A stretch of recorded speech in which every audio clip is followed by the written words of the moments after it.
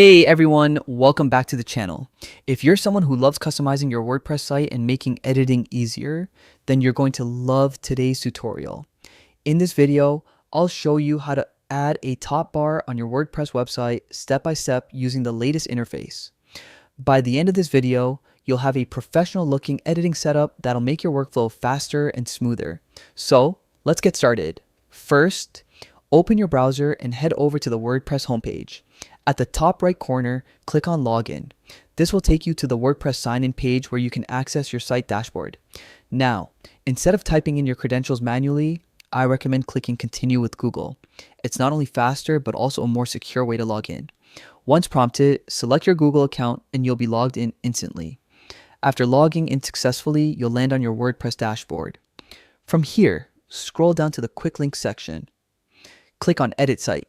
This will open up the WordPress site editor where all the magic happens. Inside the site editor, look towards the top right corner. You'll see a small three-dot menu. Go ahead and click that.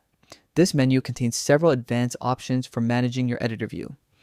From the drop-down, choose Preferences. This is where we'll fine-tune some visual settings to make editing easier.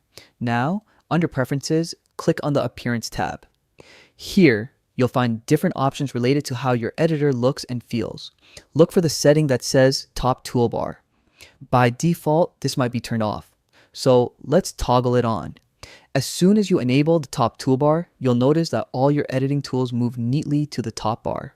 This keeps your workspace clean, makes editing more efficient, and ensures you always know where your tools are. Especially useful if you're working with multiple blocks or sections on your page. And that's it. You've successfully added a top bar on your WordPress website. From now on, you'll be able to edit content faster, stay more organized, and have a much smoother workflow while building or customizing your site.